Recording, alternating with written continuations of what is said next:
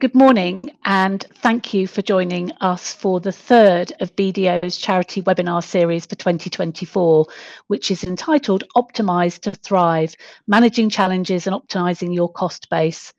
We know, of course, this remains a really important topic for the sector. And during this session, my colleagues will provide an update on the sector's current performance and walk you through a cost-based review, as well as some of the tax considerations. My name's Fiona Condren, and I'm BDO's National Head of Charities, which means I oversee both the delivery of external audit and also an increasing range of advisory services throughout BDO. I'm delighted to have three of BDO's experts with us today who will introduce themselves shortly. And the session is going to be recorded, so that means that we'll be able to share it with you over the next few days. If you've missed anything or want to share the content with colleagues, then there'll be a chance for you to catch up. The slides will also be available for you to download, which will help, I know, because there's quite a lot of detail that the presenters are going to cover off today. At the end of the session, there will be an opportunity for you to ask questions, so I would definitely encourage you to put your questions in the Q&A function at the bottom of the Zoom screen. And if you feel brave enough, there may also be an opportunity for you to ask your questions to the panel live. If we don't have time to answer every question, the panel members will be able to get back to you on a one-to-one basis. So the session will conclude no later than 10 a.m. this morning. So without further ado, I'm going to hand you over to Ross McGuire. Great, thank you, Fiona, and good morning, everyone. So again, thanks for joining the latest of our charity series webinars. As Fiona said, this is a topic that's really high on most charities and indeed organisations' agendas, and that's challenging and optimising your cost base. So we have a packed agenda today, as Fiona was alluding to, and I'm delighted to be presenting alongside a couple of my colleagues, so Richard and Glyn, who will introduce themselves as we move along.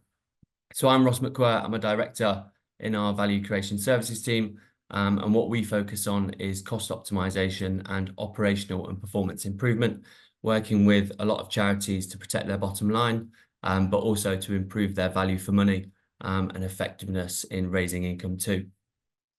I'll be walking us through the first three items on our agenda this morning. So first, I'll give a little bit of an update on the sector's current performance. Then I'll talk a little bit about what a cost-based review and optimization initiative might look like before sharing a case study of a charity we've recently supported to really help bring it to life and hopefully give you all some practical tools and guidance.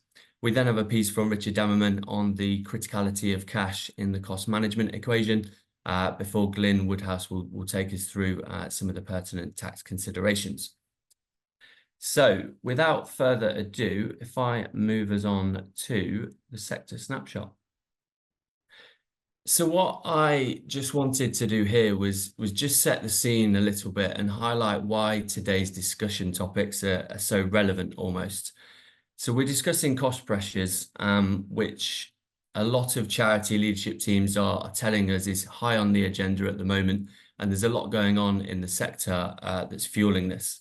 So inflation is still very high. As we all know, the rate of inflation may have slowed, but that doesn't necessarily mean that prices have stopped rising. It just means, in essence, that they're rising more slowly.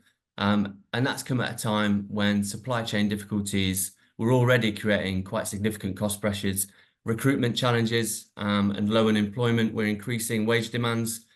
Job vacancies in the sector have been at record highs. And there's also been kind of recent developments that have combined to result in reduced donations, cuts in public funding, and pressures on income levels, all against the backdrop, as I'm sure you're all seeing, of increased need.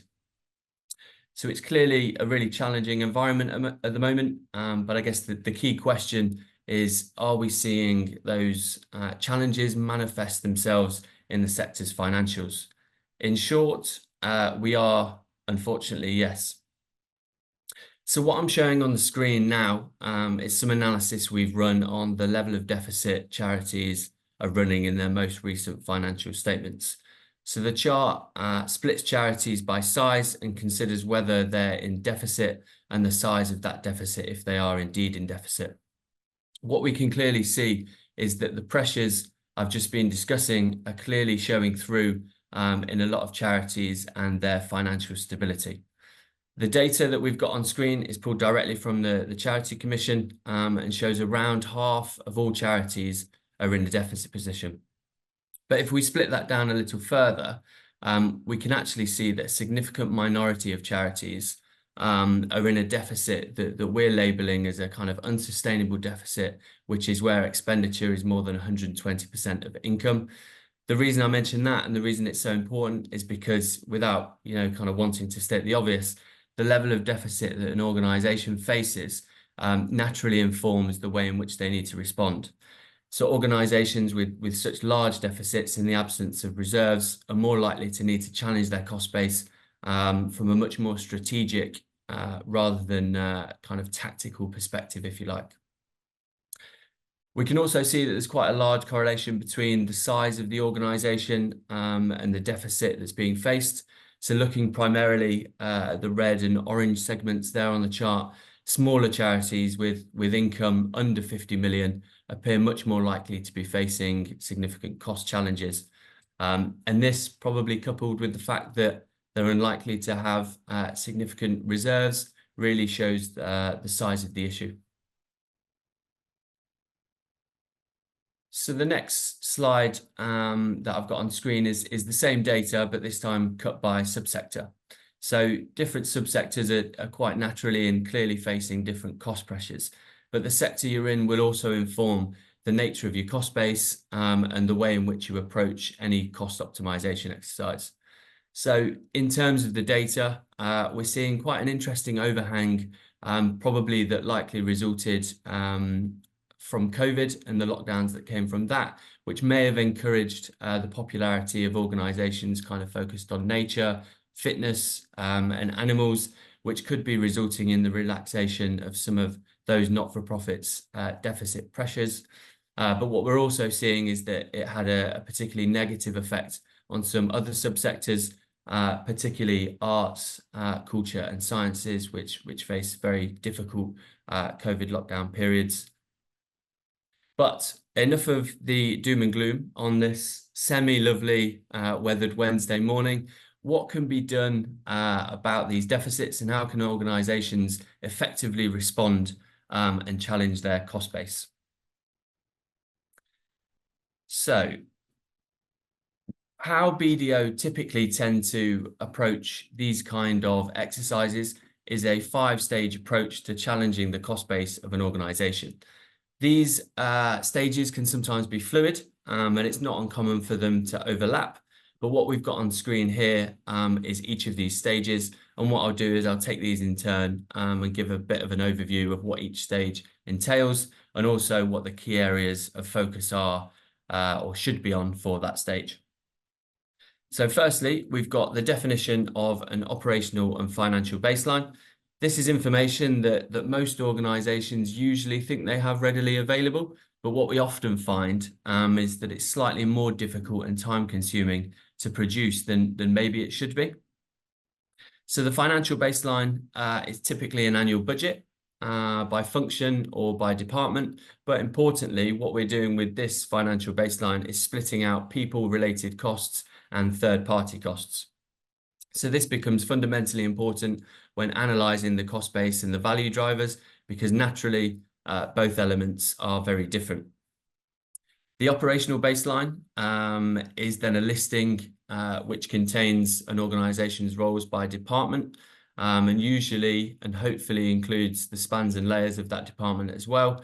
So for example, how many management roles are there, how many team leader roles are there, how many transactional level heads are there, and admin and support heads as well.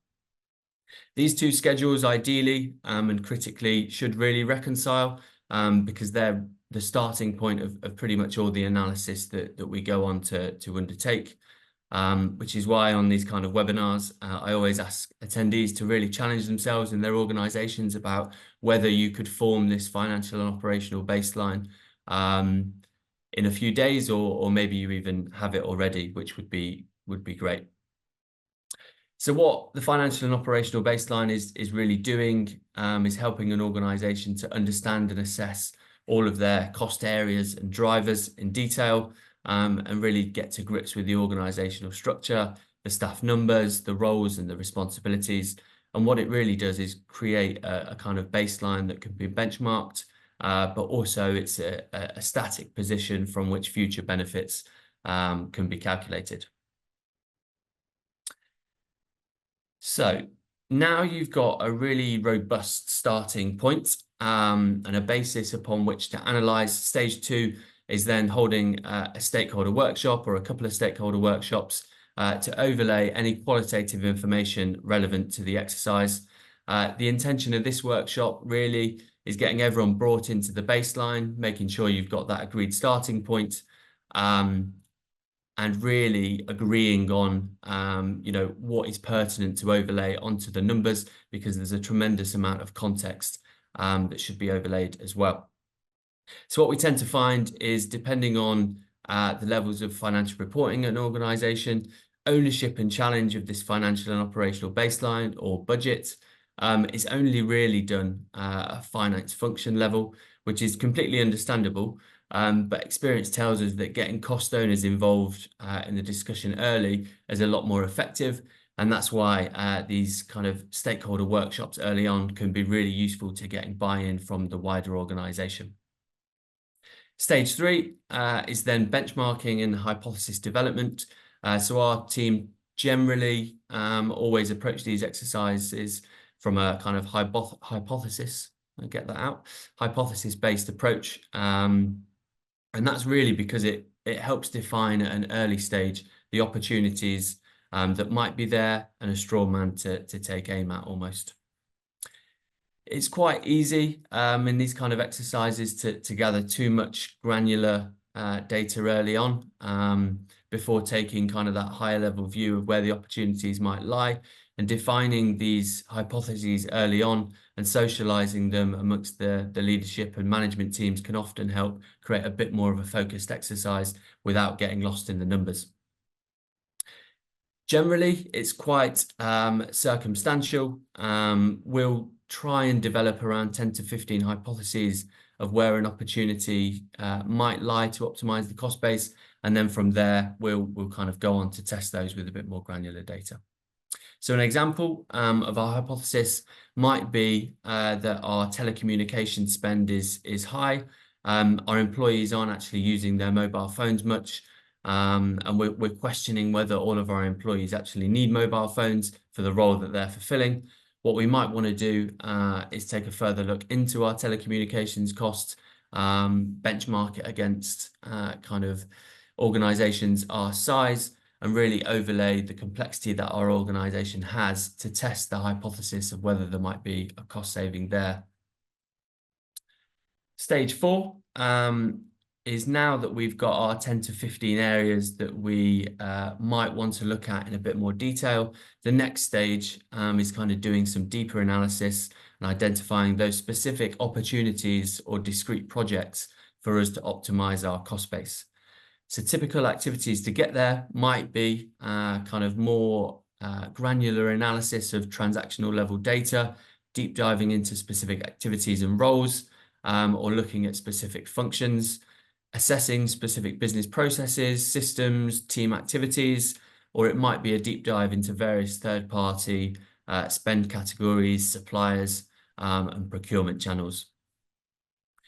The level of activity and the specific tasks that you'll do at this stage 4 really depend on kind of the hypotheses that you set, which are ultimately going to be tested.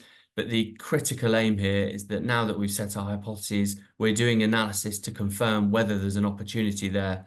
And experience typically tells us that from around 15 to 20 hypotheses, you'll generally find around 5 to 10 opportunities to take cost out or optimize the cost base. The last stage is then opportunity validation and obtaining stakeholder buy-in. So by this point, you'll hopefully have your list of 5 to 10 to 15 initiatives that can be completed to reduce your cost base. Socializing these with the necessary stakeholders and gaining buy-in then becomes critical. So for an effective cost-saving exercise to be embedded, getting hold of that kind of hearts and minds piece is really important. And the easiest way to do that is to have regular touch points with all of the key stakeholders and build a really collaborative plan of action. Once you've followed those 5 stages, from there, the exercise kind of transitions into more of a change management program, where as an organization, you'll need to plan and execute the initiatives or discrete projects. We're not quite covering those further stages on this webinar, but I'll touch on some of the critical elements at a later date in this webinar. So if that was the process that we go through, what we wanted to do here is just kind of put some practical areas that you could be considering when looking at setting those hypotheses. So on screen here, you've got what we call the 5 Ps. The 5 Ps are 5 areas that can be looked at when developing possible cost reduction hypotheses. What I'll do is I'll just go into them and kind of talk about some open-ended questions just to give you an idea of what's contained in each one. So people. Is your structure designed in the most optimal way for you to deliver your services? Could you consolidate any functions? Does the workload of the number of roles that you've got justify the number of roles that are there? Could activities be outsourced to reduce costs? And I'm looking there maybe at payroll and pensions management. Practically, if you're looking at your staff budget, you might be able to reduce your spend against that budget by carrying some staff vacancies potentially, either willingly or unwillingly. You might be able to fill those roles and reduce your spending with a different kind of role. But another way of looking at it is maybe a bit more strategically, and you might want to think there about what people you actually need to be doing the jobs that they need to do. Or could you redesign your structure and operating model and look at it a bit more holistically rather than looking at specific roles? Processes and systems. So are the right people doing the right thing on the right system? Are processes standardized to ensure that they're optimized? Or are there quite a lot of legacy processes and legacy systems that aren't around, that have been around for a while and no one's really challenged their existence, and maybe they're not adding value and maybe they're not required at all? Place. So premises, property, the buildings that you deliver your services from. Can you deliver your services in a slightly different way that means you no longer need the extent of your buildings and estates, or can you move to smaller premises? Procurement. Have you appropriately challenged all of your third-party cost lines? Are you getting the maximum amount of economies of scale from your suppliers? Could you consolidate any areas of spend into a single supplier? Do you regularly retender? And all the stuff around kind of tighter controls over discretionary spend as well. And then the last one, sorry, we've got priorities. So fundamentally, are you spending your money on the right priorities, or could you reprioritize or rescope some of your aims to deliver slightly less, but with more impact? If you currently offer a service that costs a lot to deliver, could you reduce the number of people you can support, or reduce the hours that the service is open? That's a really tactical way that I don't like bringing up because I don't think it's particularly helpful, and it's kind of stating the obvious almost.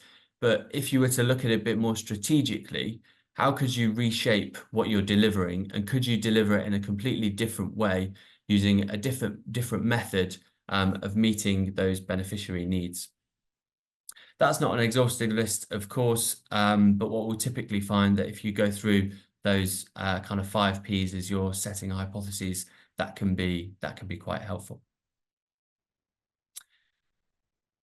If I then move us on to our prominent trends and top tips, having done what feels like kind of 100 of these before, what I just wanted to do was speak to some high-level trends and a few hints and tips that we've had along the way as well.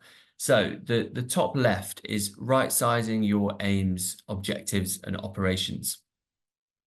So a key area of assessment we've seen is organizations challenging the objectives they're trying to achieve and what practical implications that has on their operations and cost base. So what we often see is that charities have probably grown over an extended period of time, and that it's not uncommon for their operating models to have been developed with slightly less structure, possibly, than other sectors. Either they've added on services, or they've kind of merged operations as they've gone through their pathway. And this can sometimes create an operating model that hasn't necessarily been challenged for a number of years, and as such possibly isn't as effective or efficient as it could be. So the first step in really considering whether this applies to you is kind of taking a step back and assessing the what question of what is an organization trying to achieve. What that does is possibly raise the question on whether there's been significant scope creep as your charity's grown, whether that's caused you to expand activities potentially beyond core competencies and capabilities, but that you may not be delivering significant value from that scope creep. The top right is then challenge what's happening and where it's happening. So our second trend is organizations typically have seen quite a large change from home working. Home working has, as we've all been saying, kind of forever and for the last few years, in a short space of time, changed the way we work, where we work, and how we interact with one another. So this naturally produces new ways of working and operating that every organization may be an opportunity to redefine your operating model. And with this comes quite a key opportunity of really challenging yourself and asking, how can my organization use COVID or the COVID overhang as a bit of a platform to develop a slightly different operating model, a different occupancy strategy, and a different way of working that could be a bit cheaper. The final two are then somewhat interrelated. So we've got manage costs, but focus on value, and then being measured, but bold. So naturally, as income has dropped over kind of the last 12 to 24 to 36 months for most organizations, you may be starting to see an uptick now, but that's been the backdrop, certainly from the conversations that I've been having. Leadership teams have really been increasingly focusing on their cost base. But I think when managing a cost base, there's a bit of a tendency to place an emphasis on the direct versus indirect cost equation. That's really important. An analysis should be done in that way, but it's also really important to analyze value and what costs are adding value. So as funding falls or becomes slightly less predictable, it's quite valuable to assess your cost base against what's really driving the value that you're delivering, what cost levers can be pulled, and ultimately how this affects frontline services. So crucially, what I'm talking about here is possibly metrics like return on funds invested that can really drive performance management, and they're pretty essential to overlay onto this exercise as well. The last one is then, as I said, being measured but bold. So it's a bit management speaky, and I sometimes don't like to include it, but there we are. But in our experience, it's quite common for most charities to have spent a number of years responding to funding deficits and funding difficulties by reducing costs and somewhat salami slicing their operations to kind of calibrate their operating models to the budget deficits. More recently, though, what we've been seeing is that the challenging environment has led to a bit more of a greater need for organizations to make some more long-lasting recalibrations and address issues at source. Whilst there's, kind of been an enormous amount of difficulty for everyone, it's also provided a bit of an opportunity for charities in particular to make slightly more bolder decisions and maybe make more material changes through more fundamentally reviewing your wider target operating model, rather than just calibrating an annual deficit to, kind of salami slicing, as I was discussing before. Totally appreciate that this can take longer and is potentially more disruptive, but what you also get is a bit more of a longer term and substantial benefit, and it can really help boost the long-term resilience of your target operating model. So what we've got on screen there is just a few bullet points on a recent example. I'd just like to talk a bit more about this example and how we approached it, and some brief lessons learned, as I think it will really help bring what I've been discussing to life. So this particular project was a large UK-based charity, and we were supporting them address a significant funding deficit that they were facing. The exam question wasn't really one of simple cost cutting, though. It was more one of kind of redefining the way in which the charity's back office operated. And this was largely due to a belief from the leadership team that their central structure was possibly not as efficient as it could be, and that there existed a number of opportunities to reduce costs, but crucially, without impacting the delivery of the services that they offered. So on this particular project, from a central cost base of around 20 million, we identified about 2 million to 4 million worth of cost-saving initiatives that could be effectively implemented over the following 18 to 24 months. Two critical elements stood out in this project in particular. The first, as I was talking about at the outset, was the criticality of that financial and operational baseline. What it really did is provide a version of the truth that everyone agreed with, to allow decisions to be made in a kind of consistent and factual basis. And a lot of the exercise was data driven, so having that really robust starting point became fundamentally important to the exercise at hand. The second was the hypothesis development stage. So we leaned quite heavily on benchmarking data in this exercise to inform us where the opportunities may lie. So in this particular case, we were looking at HR, finance, payroll costs, and they were a lot higher than the charity's peers from the benchmarking that we undertook. And analysing those a bit further showed us that the operating model of the care charity relied on quite a number of local staff at a site level, where the processes weren't quite optimised, and that really differed from how the sector norm took place, which was manifesting itself in kind of the weak benchmarking data that we saw. So if I just talk as well kind of about 3 lessons learned that I've got up on screen.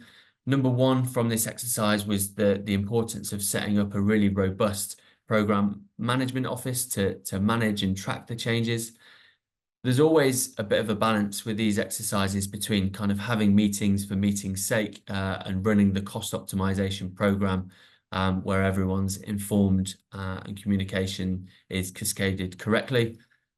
So when an organization is smaller or hasn't undertaken kind of a major transformation program like what a cost optimization program might be before, the temptation might be to run the change as a kind of series of small projects, delineate responsibility rather than having a fully joined up and interdependent program. But what this will do is kind of create subgroups where the interdependencies can't be tracked and everyone isn't informed on progress. And then it really becomes a case of the left hand not really talking to the right hand. And so I'd really encourage everyone, once they've kind of defined what the cost optimization program might look like, is to really set up that robust central PMO to manage and track the change. The second lesson learned that we had, and top tip kind of out of the exercise, was develop the plans collaboratively and where possible with employees. So a key part of these kind of change programs is kind of the development of the detailed implementation plans that will allow you to effect the cost optimization piece. What we find is if these plans aren't written down and there's no one responsible for implementing those changes, there's sometimes a bit of difficulty getting buy-in. It's fairly natural, but what we really encourage you to do is, once you've got all of those initiatives, to really take the time to give each discrete project a project owner, a project manager, and a detailed plan to work to, so that you can track the progress, but also manage the interdependencies across the cost optimization program as a whole.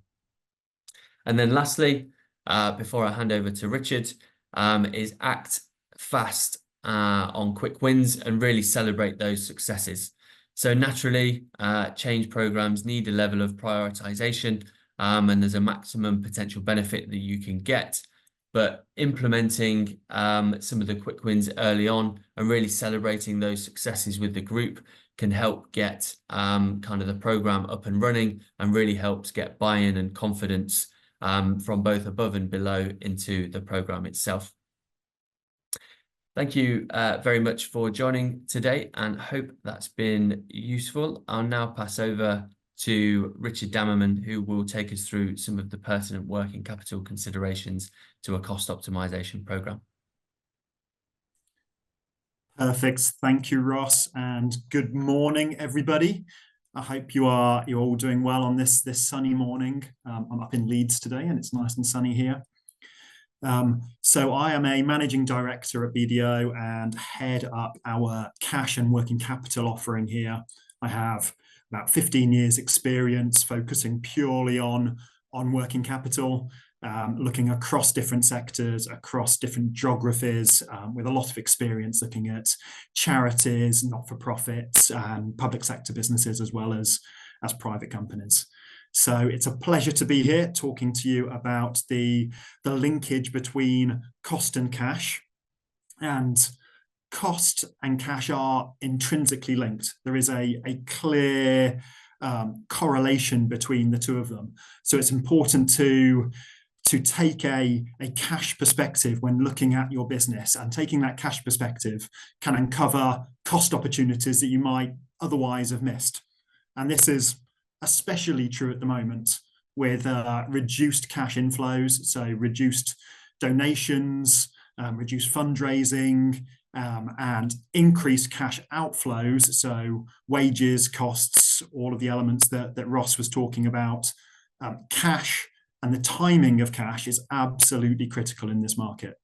The cost of borrowing at the moment is at an all-time high, driven hugely by interest rates. So it's at a 16-year high. So minimizing any need for external borrowing for your business, but also minimizing draws on reserves and focusing on the cash that's internal to your charity can be absolutely critical. To me, cash is king. That is one of my mottos. And I've seen many an organization where they can be running an operational surplus. So even being in the green section of those bars that Ross was walking you through, where their income is exceeding their expenditure, but they still fail. They still collapse as an organization, as a charity, because they're not managing their cash correctly. And the knock-on effects of that cash on their operations can be absolutely huge. In fact, history shows that most charities fail due to lack of cash and available cash than any other factor. So there are some key considerations when thinking about a cost management program within your business, to consider the cash elements of that. So one is to make sure that when you're doing this good work, when you're seeing the improvements in your cost base, but also when you're seeing some of those challenges materialize, make sure that is being fed through to your cash flow forecast. That is the beating heart of running your organization on a weekly, monthly, annual basis to see whether you'll stay afloat and be able to continue as an organization and optimize your organization, is that cash flow forecast. So make sure that those challenges you're seeing, those improvements, are being reflected in that forecast as real time, as quickly as you possibly can, so that shows an accurate picture for your organization. And very much linked to that, the timing of costs. And this really is working capital fundamentals here. The timing of costs can be as important as the quantum of those costs. So make sure when you're talking to delivery partners and contracting with them, when you're talking to your suppliers and contracting with them and agreeing payment terms, agreeing invoicing schedules, that you pay particular attention to how quickly that cash will come into your organization, or how slowly that cash can leave the organization for your suppliers. And make sure that is a key negotiating point in that conversation. Often, and this is across all sectors, across all geographies, there's a typical drive for margin, for profit margin, or for particular unit cost. But if you're borrowing cash, or if the cost of you taking cash out of your reserves is 5 or 6%, or if you borrow cash, it might be 10+% at the moment, then that can be a significant benefit to reduce that dependency, rather than focus on your unit price reduction you might be able to get. So make sure in those conversations you're thinking about that timing, because that really is key. And then fundamental to working capital is simplifying processes. So working capital is a very operational lens and focus on your charity. It really is looking at the day-to-day running of your business. So make sure you try and simplify those processes as much as possible, and reduce the potential for any backlogs that might complicate that process. So that might be thinking about it during that contracting process of fully understanding what's required in order to get a particular level of funding. What specific requirements are they asking for? Can you meet those requirements in an easy way? Do you gather the data rapidly enough to be able to report back to the funder? Is it accurate enough so that it can meet the criteria that they have? And if it's not at that point of contracting, then bring that up at that point. Make sure you meet that challenge, that conversation head on, to then understand how to progress and optimize your business to be able to provide that information, to get that funding in, or if it's on the supplier side, in order to contract properly with that particular supplier as easily as possible, and reduce those bottlenecks. So, as I mentioned before, there are a few things that you can do to address working capital, and one of the benefits is that because working capital is very operational in its nature, looking at the inflows and outflows, looking at those operations, as I mentioned earlier, it can be paired with a cost review very easily. It's looking at very similar parts of the business, just with a slightly different lens on it.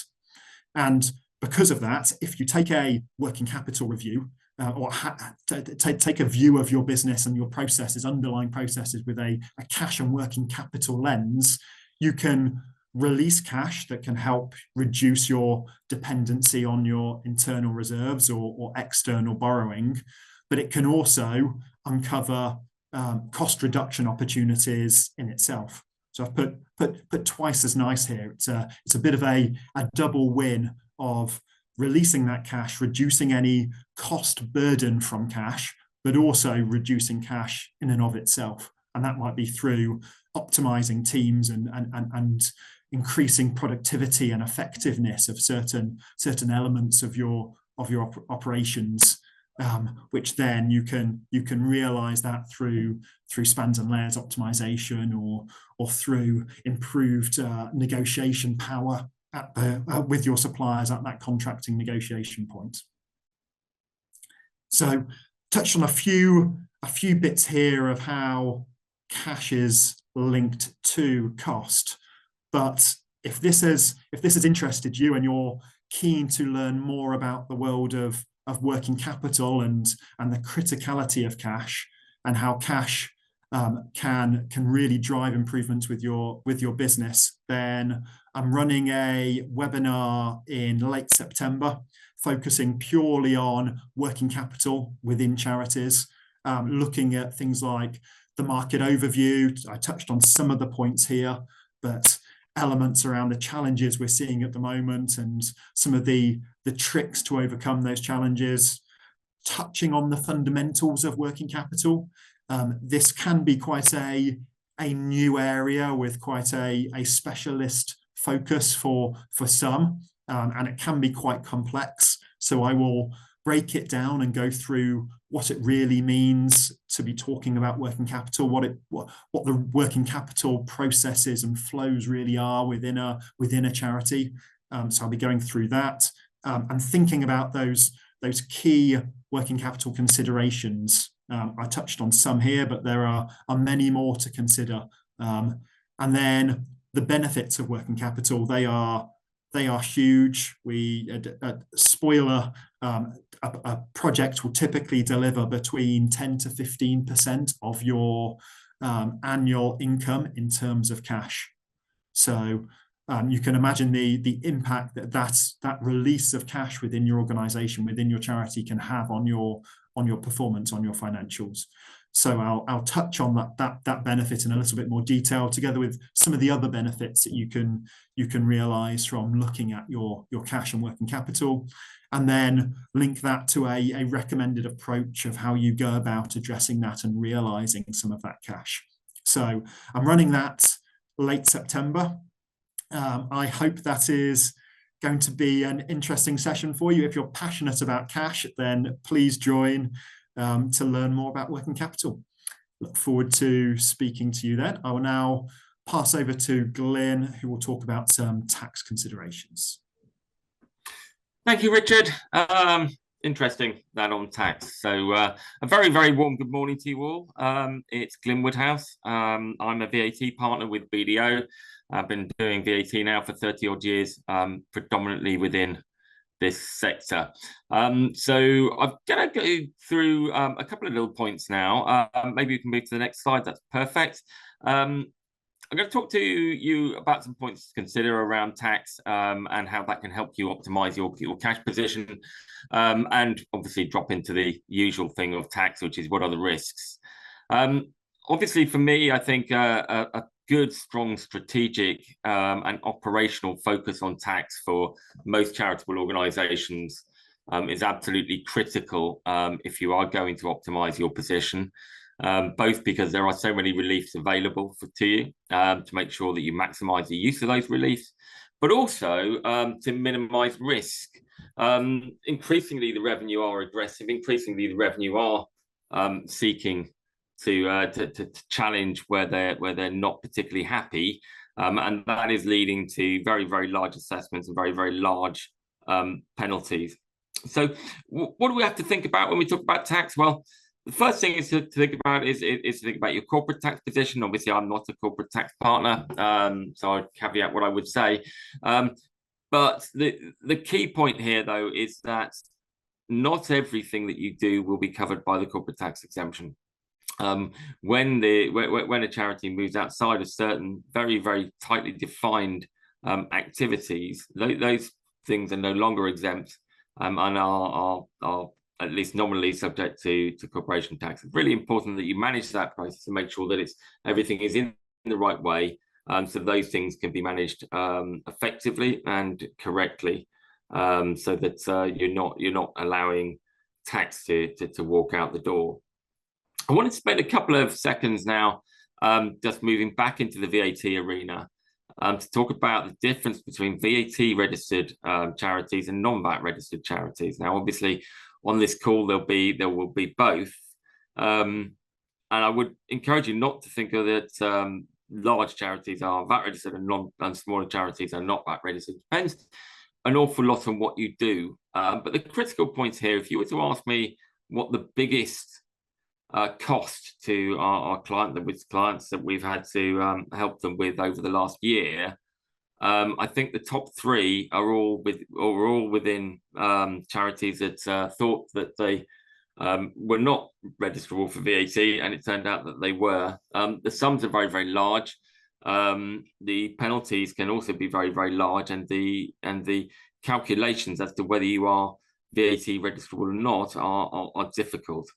The other difficulty with VAT registration, and late VAT registration particularly, is that there is no statute of limitation for VAT registration. So whereas if you make a mistake and you're VAT registered, the revenue can only go back 4 years. Unfortunately, if you make a mistake and you do not register on time, the revenue can go back to the date that you should have been registered, regardless of when that was. And that means that you can really store up some considerable liabilities.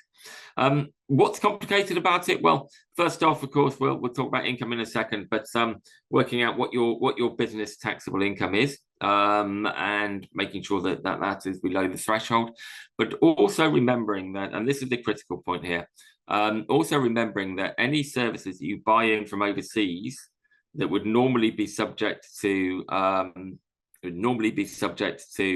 a reverse charge. So that is, and they are partially used for business purposes. Those costs get added to that calculation. So if you buy in services, you can find yourself VAT registerable purely for the fact that you buy in those services from overseas. Really, really important to monitor. Really important to have process in there. So moving on now to income. So what's going on in income at the moment? Well, the revenue have looked at business and non-business again. For VAT geeks among you, you'll know that there is no statutory definition of business for VAT, a point which has irritated the courts and advisors for many, many years. The revenue tried to sweep away some of the older case law around this and focus on some of the latest case law. I'm not entirely sure that approach has been massively helpful. It's not made it particularly clear, and certainly for our perspective, clarity is what we need here. But yeah, be careful around your business, non-business activities. Fundraising exemption, that's going back into the courts again with the Yorkshire show. What I would say that the key learning point there, though, is that any exemption from VAT, any bit that says this would normally be subject to VAT, but it is this type of income and therefore not subject to VAT, is always going to be narrowly construed. And because it's going to be narrowly construed, it's going to be really, really important to make sure that you can tick those boxes to fall within those exemptions. Often it's a case of having the right statements in the right place. But it's really, really important to make sure that you've got that paperwork in place and that it does support the position that you're taking. Unfortunately, over time, these things tend to drift. Marketing people try to restate things in a more positive way. It's really important to stay on top of that. Trademarks and logos remain problematic. The revenue statement that any use of trademark or logo, regardless of the scenario, so under corporate participation agreements, for example, where you allow somebody to use your logo to raise money for you, the use of a logo is a supply in the revenue's eyes, and that should have a value and a VAT cost alongside it. Really important to manage that one, and not always easy as to how that can be managed.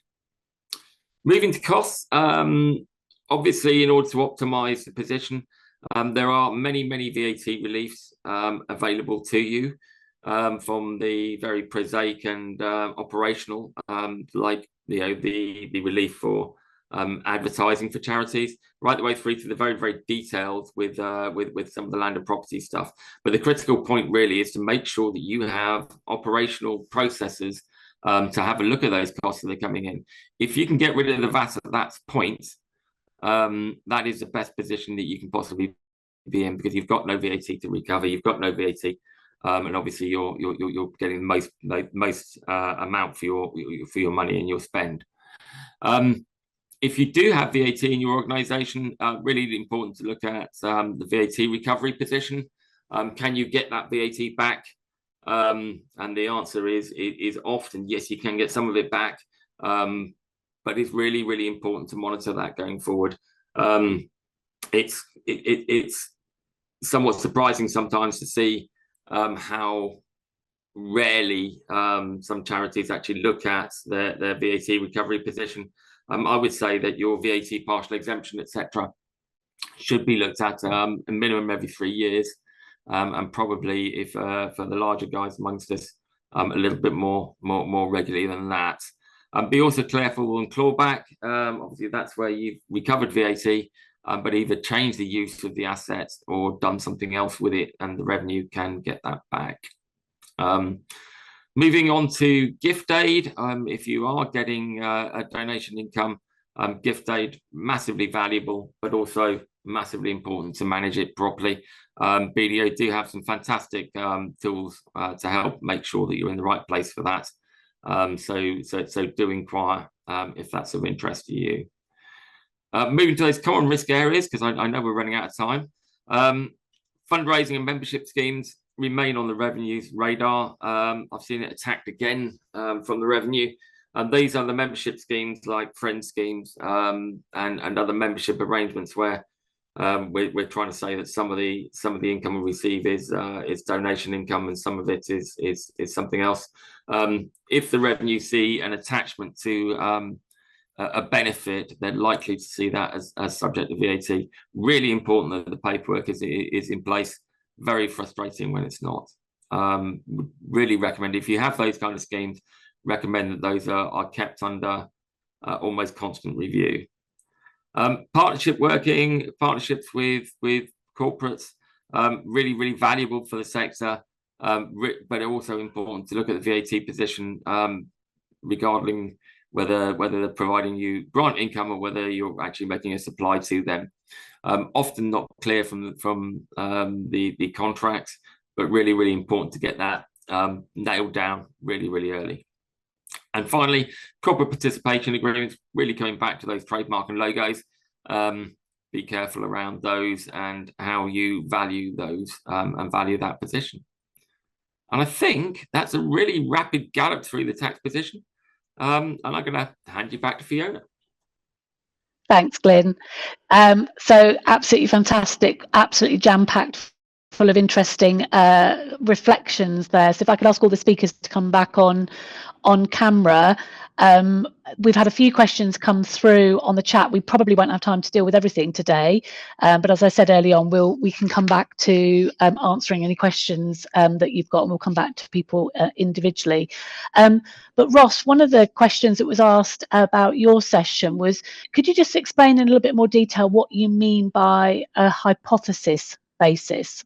Yeah, sure. So the hypothesis essentially is another way of saying a potential opportunity that as part of the cost optimization program, you'd look into, explore, test, and consider whether it's really there. The reason for setting a set of hypotheses is because it stops you from getting too far into the detail and the granularity of the data and end up chasing your tail, to be honest. So what I'd say is, as part of your program, you'd look to set kind of 10 to 15 hypotheses, which are, we think that our payroll costs are too high.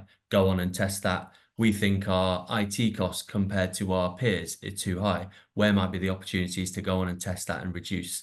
So really, hypotheses are a set of potential opportunities that you set relatively early on in the project that you go on and test to stop yourself from chasing your tail. Brilliant, thank you. The next question, when I read it, I thought to myself, gosh, this is a topic for an entirely new webinar around the use of AI and how the future might look. But at its core, the question is around, have we seen examples of clients implementing technology and automation into systems and processes which have driven cost benefits? I don't know, Ross or Richard, whether you would like to take that one. Yeah, I can talk a bit about it, and then if Richard's got anything to input from a kind of working capital perspective, he can. I mean, the short answer is a lot of advanced organizations, whether they're charities or non-charities, are looking at the way in which AI and automation can shape their processes. I think it's a bit of a buzzword at the moment, but I think it's going to be critically important over the next decade that everyone looks at their organization and considers where they might supplement their processes and systems with AI. A really quick example is I've seen it used really greatly in the fundraising team of one charity, where they've not integrated it into any of their systems. They've not kind of looked at it in any more detail other than giving a guide to their employees that says, this is how AI, and in particular, I'm looking at probably popular AI engines that you'll all know, considering really, how that can impact on their time. Can they get draft emails that they're going to send? Can they build it into their processes? And I know Jill's just put in the chat that we've got an event that's going to consider AI in a few weeks' time, I think. But it's an absolutely interesting topic. There's plenty of examples out there, and I think, as you said, Fiona, it's probably worth us setting up a separate session in follow-up to unpack that. Brilliant, thank you. And just one final question for yourself, Glyn. When I'm talking to charities, I often hear them talk about the potential for opportunities to collaborate with other charities to create a single back office function, but they're nervous about what the VAT consequences of that could be. Could you perhaps give us your reflections on how that model can work? Yeah, absolutely. I'm happy to do so. Often it does cause VAT problems. It's an indirect tax issue, because the moment you have staff or process in one organisation which is being charged to another organisation, you've automatically put yourself in a position where you've created a VAT cost. And if that VAT cost relates to non-business activities within the other charities or the recipient charities, then you're going to get a VAT inefficiency. There is a way around it, known as the cost sharing exemption, which is in place to enable you to do that. It works well where it works. It tends to be a bit clunky. Tends to have very, very detailed rules around it that you have to follow, and that can get rid of some of those management savings. But yeah, it's out there, and it's certainly worth exploring if that's something that's of interest to you. Great, thanks, Glyn. So I think we'll draw it to a close now, because we're coming up against the 10 o'clock deadline. So thank you so much to Ross, Richard and Glyn for giving up their time and expertise this morning. I've certainly learned a lot from their presentations. Sorry if you've posed a question that we've not been able to respond to directly, but we will review and endeavour to get back to you. As I mentioned at the beginning of the session, this has been recorded and we will share it with you in the next few days. Our next webinar will be sometime in September. We haven't fixed a date yet, but please do look out for the invite, which will be coming to you soon. As mentioned by Richard, this session is going to be more of a deep dive around working capital management with a case study shared by a charity to give you a real life example of what can be achieved. And finally, we would appreciate it if you could take 2 minutes to complete the brief feedback survey, which you should be directed to once you leave this webinar, or which will be sent to you separately. It's just designed to ensure that these webinars remain valuable and relevant, and give you an opportunity to let us know about things that you'd like to hear from us about in future sessions. So thank you so much again for joining us this morning, and wish you a really good rest of your day and a remainder of the week. So thank you very much. Goodbye.